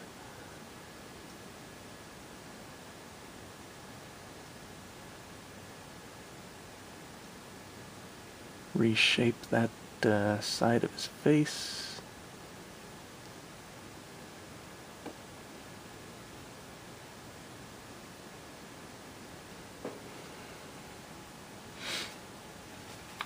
This is kind of a hard part because it's not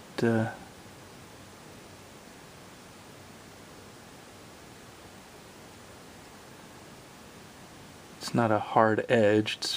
It's in the shadow, so we got quite a soft edge. So I'm going to try to use my little scumbler here to soften that edge just a little bit,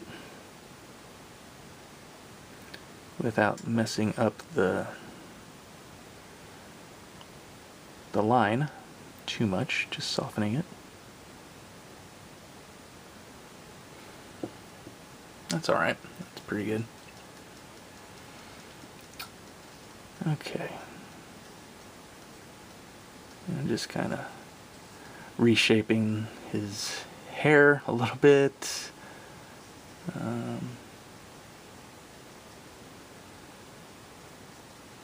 The hair kind of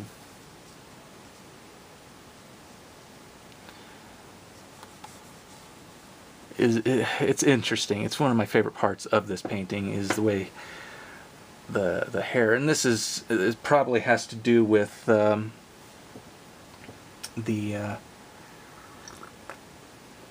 transformations that this painting has been through over the years, and just the fact that it's been through so many restorations and so on, and so you have like a lot of distortion around the edge here of the outside edge of his hair, and it kind of interacts with the background a little bit, and I kind of like that actually. It's kind of a fun little effect.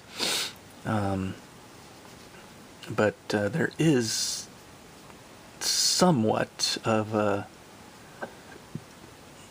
definitive shape here, a definitive line that I can follow, but it's gonna be distorted quite a bit, so I'm not terribly worried about it. And I can see it clearly, a little better in my computer image. It's interesting. Let's see here. Just kind of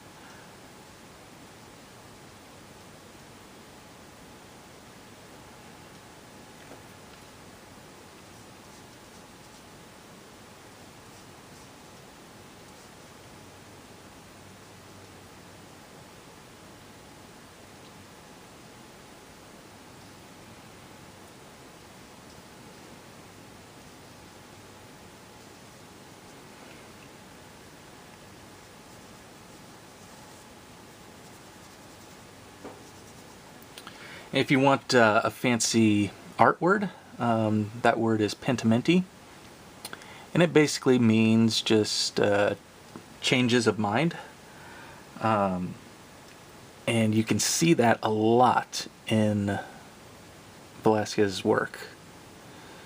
It's all over the place, and it's a visible thing where as time has passed, the oil paint becomes a little bit more transparent, and you can actually start to see underneath painted layers. You can actually start to see underneath those layers, different lines and different positions of things that were there originally that the artist covered up and sort of changed his mind about positioning of certain lines and certain shapes.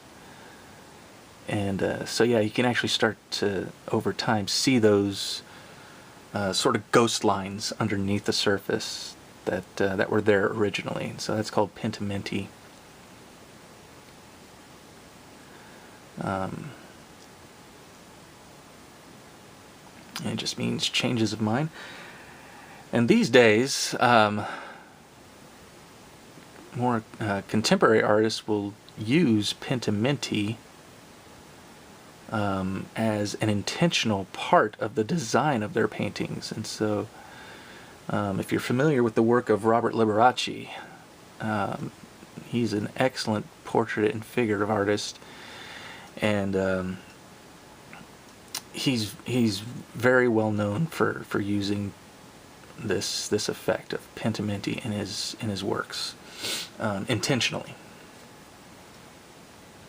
And it kind of creates this sense of movement in the painting. It's a really interesting effect. Now, I've tried to use it before in my own work. Not as well as Rob Liberace does, but I've used it before, and it's kind of fun. So, okay, let's see. I'll go back into one of my original brushes that I've left behind here. Go into some black, some ultramarine. Let's touch some ultramarine here. I'm gonna just touch up here.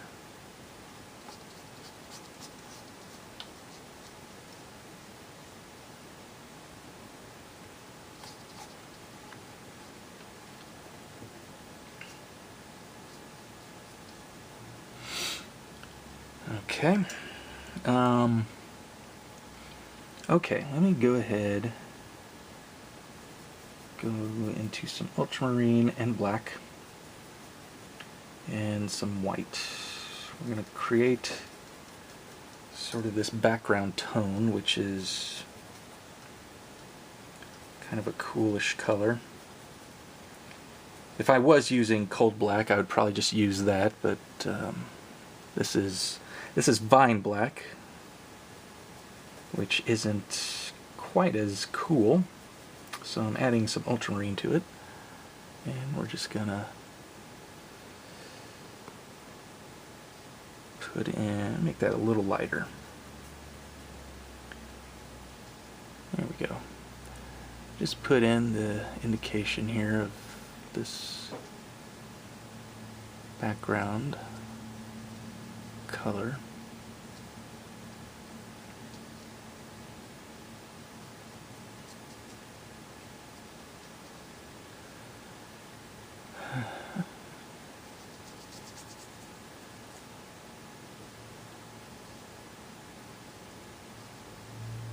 And yeah, this is kind of the fun part, because like I said, the hair kind of interacts and sort of dances around with the background. That's kind of one of the fun parts of this alla prima painting that you can do. It's kind of fun.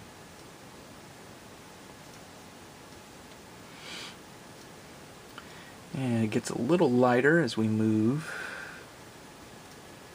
further down, so this is going to be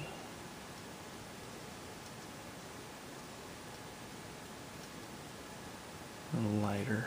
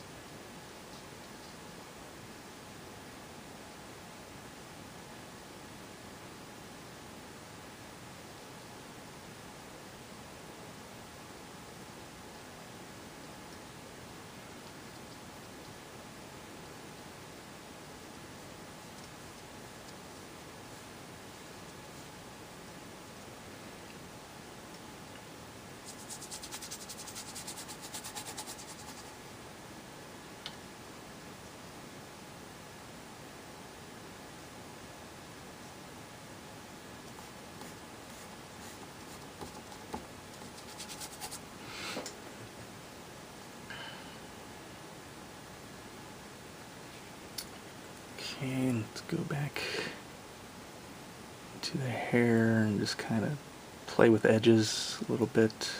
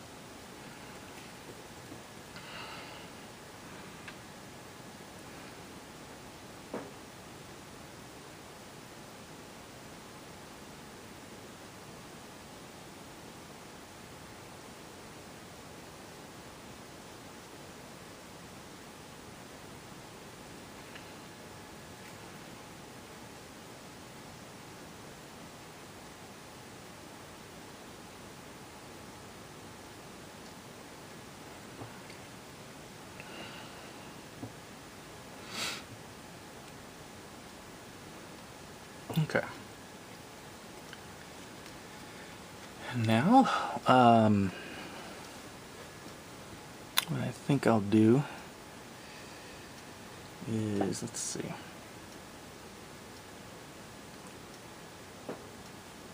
I'm actually gonna, before I go into any lighter values, which I need to do to finish this off, let's go into a slightly dark value. I want to get his eye.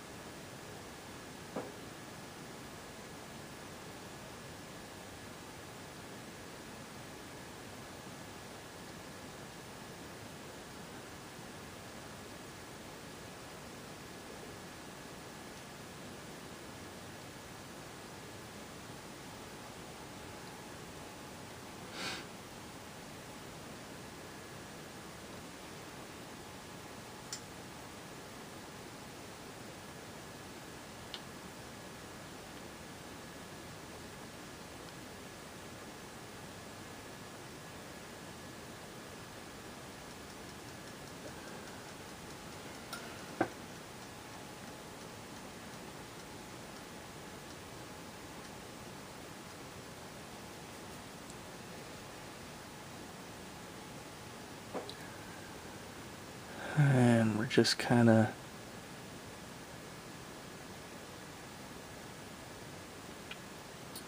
reshaping it few areas here.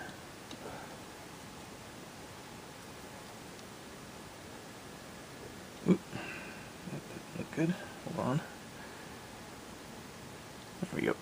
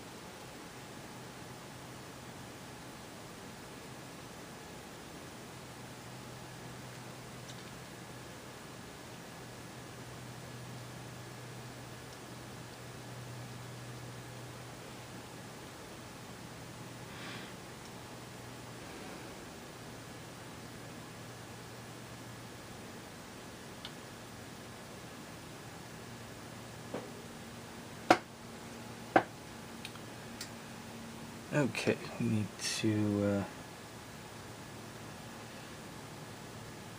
address this edge here. Bottom of his nose, there's this form shadow. That's pretty prominent, so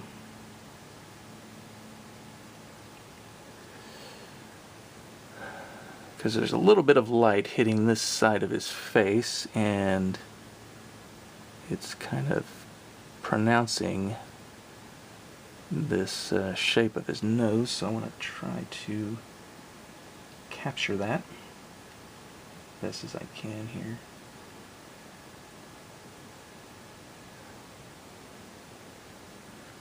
And I don't know if you can even see that from from your angle with the camera, but it's pretty small.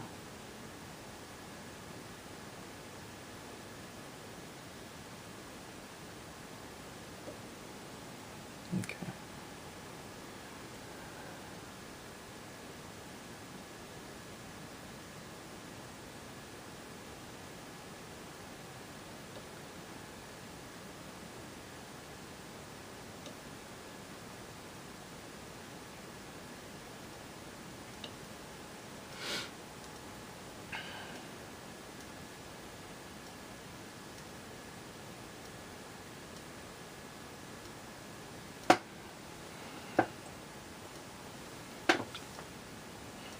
Okay. Now I think what I'll do is go ahead, get a little vermilion, tiny bit, and some Naples yellow, tiny bit, and quite a bit of white here. We're gonna go ahead and finish off with some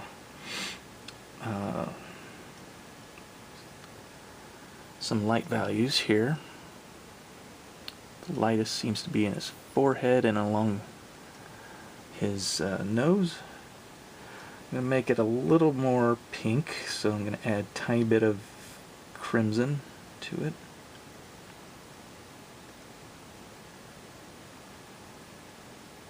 Let's see. it up again.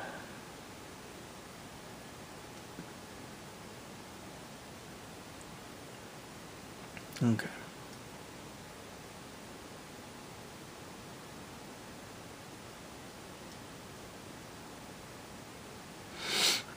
And with the highlights, you just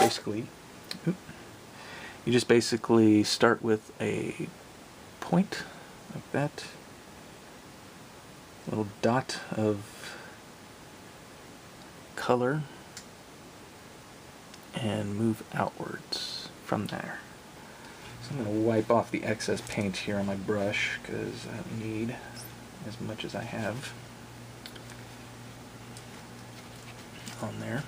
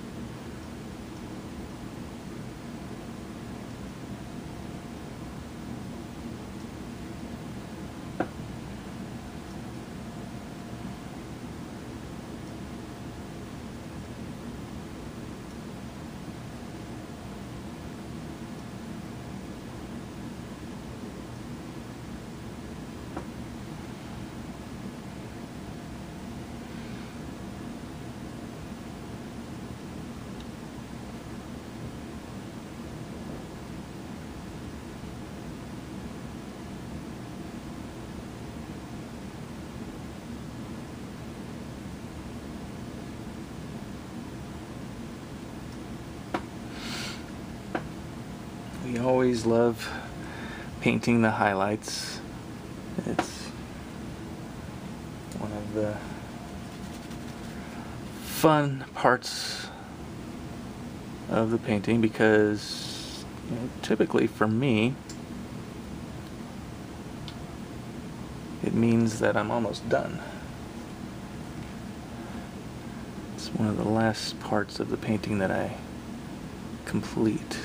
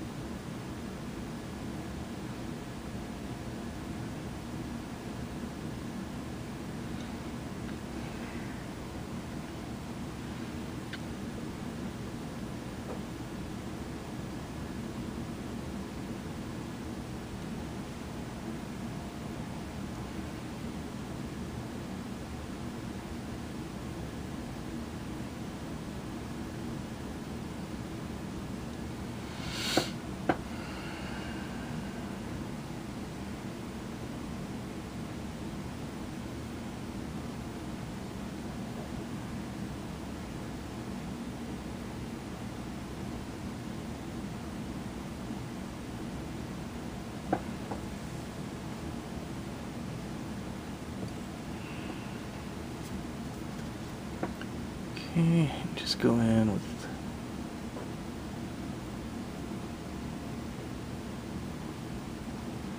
a little bit of softening edges.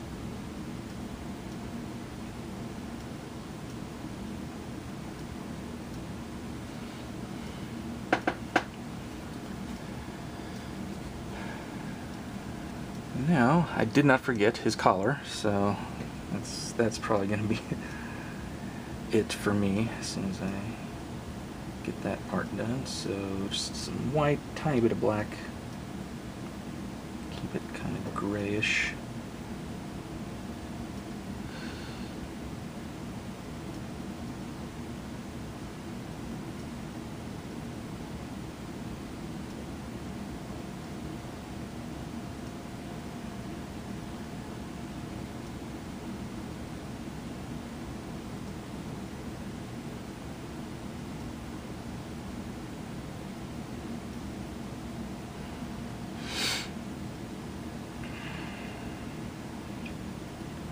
More black to get the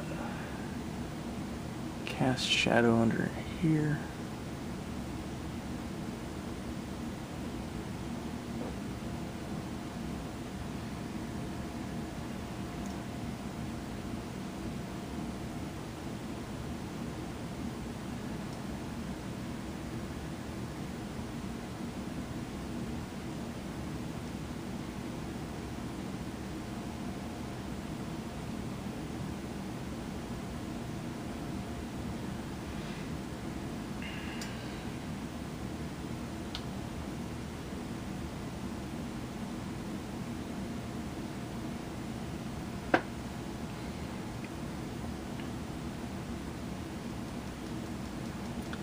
I'm going to go ahead and just refine this edge a tiny bit.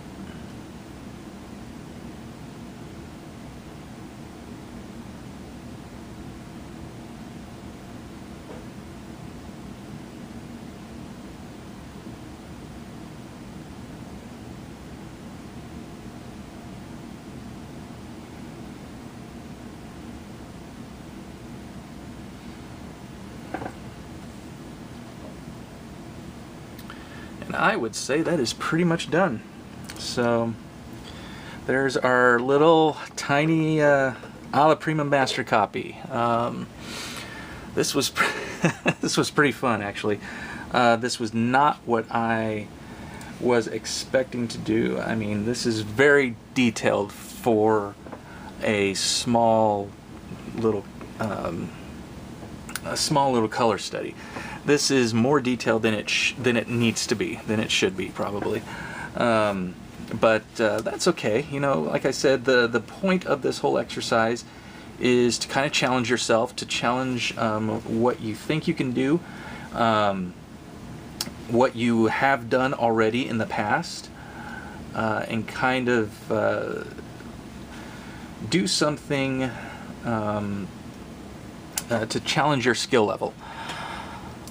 Like I said, I have done this particular master copy, this portrait, before quite a few times, and it never really turns out, you know, perfect.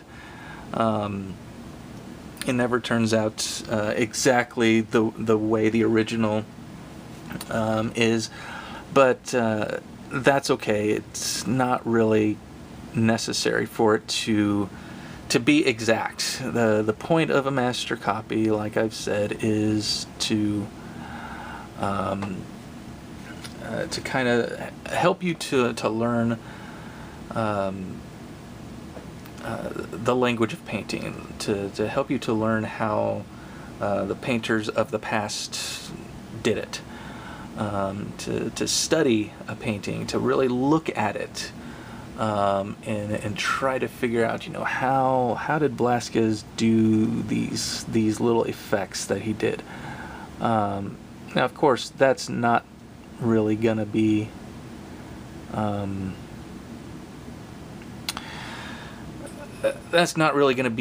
determinable with something this size, but at the very least I can look at color.